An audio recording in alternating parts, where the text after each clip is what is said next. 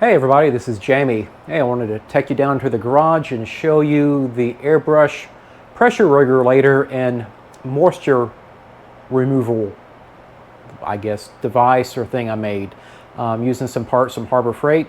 And again, I just want to improvise. I don't get any credit from using these parts from Harbor Freight.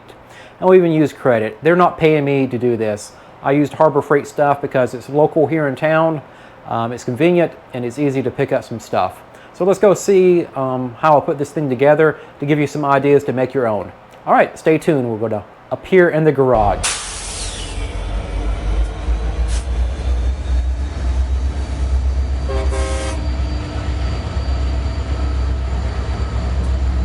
All right, hey, I'm Jamie. I'm down in the garage, and this is like the third time I made this video. It seems like I cannot get the angle of the camera right. I'm using this head-mounted adapter for my GoPro just so I can kind of give a perspective where I don't have a camera tethered around me. Well, tethered is not a good word. Mounted above me. Kind of want a bird's eye view, well, mainly a view that I'm having with what I'm working on. Some of the projects I have coming up, that's kind of what I want to show as I'm working on things. So let's see if this has it or not. So wanted to bring it back to the pressure regulator and the filter that brings or takes out humidity in your compressed air line. Here it is. Here's a device that I put together. I made it from parts from Harbor Freight. Again, you don't have to go there. I don't get any kickback from them or anything like that. I just, as a store that's local to me, I find that they have a lot of stuff I need and can use. So I seem to buy a lot of stuff from there. This particular thing is basically removes moisture from the line, and also allows me to adjust the air pressure on the output on this side. To make this, I bought the regulator. All of this is one piece. The pipe I added to it, it's able to swivel around. I went this route instead of adding a quick disconnect just directly to it to give me a little bit more flexibility with the design. The pipe, again, this came from Harbor Freight too. I'll paste the links in the description. It has a quick disconnect, connect on the end of it that I added that allows me to easily plug into my air compressor. And then the output, again, is another quick connect feature that allows me to plug in my airbrush hose. The airbrush hose, I added a quick disconnect to get to it. Again, I found these at Harbor Freight. One thing about this particular design, I think this airflow, this piece here was about $40 for it. There's a cheaper one that's just the regulator. It doesn't have the filter on it. If you already have a moisture filter on your air compressor, you can get by with just using a air pressure regulator. For me, I live in a very humid environment, so using the device that removes moisture from the compressed air is kind of ideal. Here on the coast, it gets very humid during the summer. We're talking like 80–90% humidity, which makes things rather miserable sometimes, but it is what it is. So this is a basic flow of the device. This end connects into the air compressor. The top allows me to adjust the air pressure without having to go over to my air compressor. And this quick disconnect allows me to connect different pipes into it if I need it. Let's see. I think that's it for it. The only other thing I have to mention about this particular one, and I don't know why they do this. I'm sure somebody's has use for it, but the original one has a 3/8 and 3/8 output, inch output. You do have to get an adapter that steps it down from 3/8 to a 1/4 inch. Most of your standard household air compressor lines are going to be the 1/4 inch connects. For this one, I just went to, I think, Lowe's, Home Depot, Ace Hardware, and bought a bushing, threaded bushing for the input, and also I put a threaded bushing on the output that just screws in. To make sure it doesn't leak air, I really recommend putting Teflon tape around it. That makes sure you get a nice, good seal when you set this up. The regulator does come with a mounting device that easily mounts to your table or wherever you want to put it. Most of the time I just leave it mounted. I just took it out to show how it's put together. So there it is in its mounted position. I have my air hose here, the input.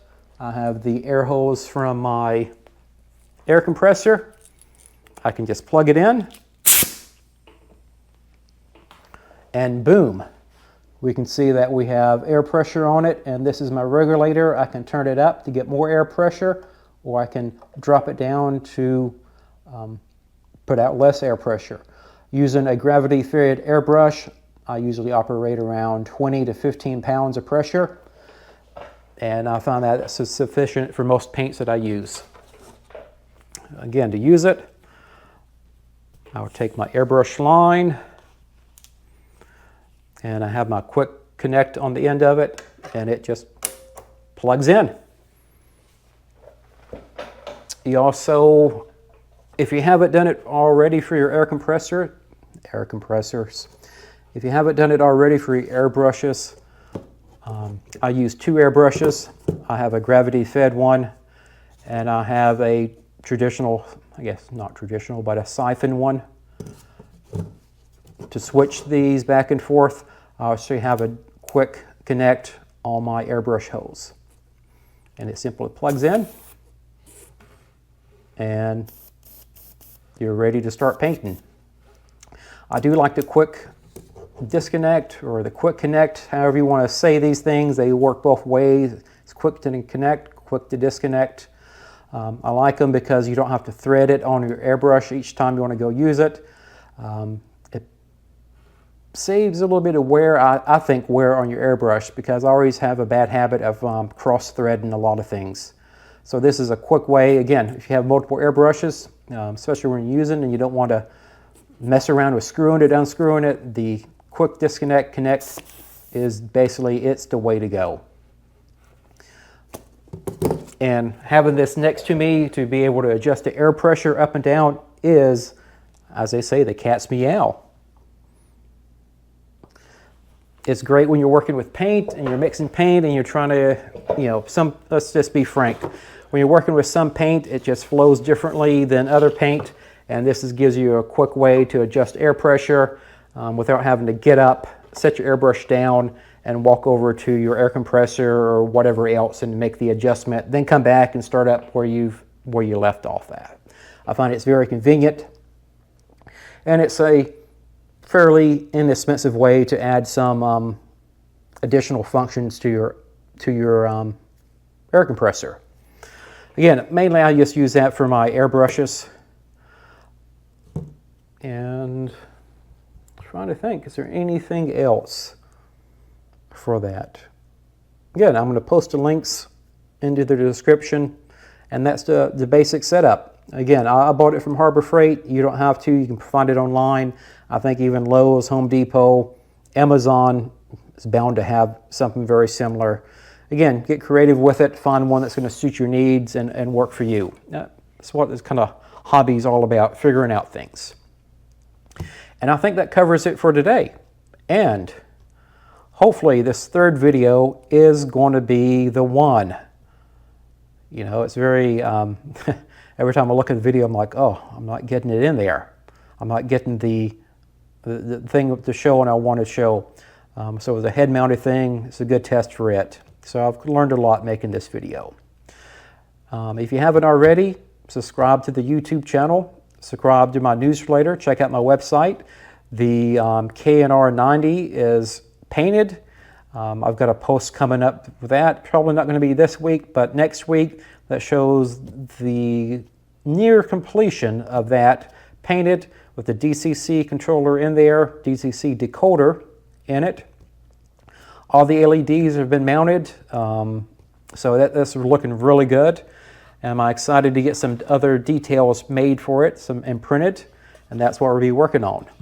But for next week, one of my airbrush posts is going to be building a turntable. I had one of these before, and you can buy these pre-made. I just kind of prefer to make my own, and this is a little glimpse of what we'll be doing next week. There's going to be another piece to this, a base to it, but this allows you to mount a round piece, could be even a square piece, on a Lazy Susan, so you can put your model in front of you and rotate it around to get all the different angles. And we're going to be putting that together next week. That's my intentions for next week's video. And again, I hope everybody's having a great week, and continue to have a great week, and I appreciate you watching this video. And again, sign up for my newsletter, sign up for the subscriptions on this channel, and I appreciate everybody. All right, hope you have a great week. Talk to you soon. Bye.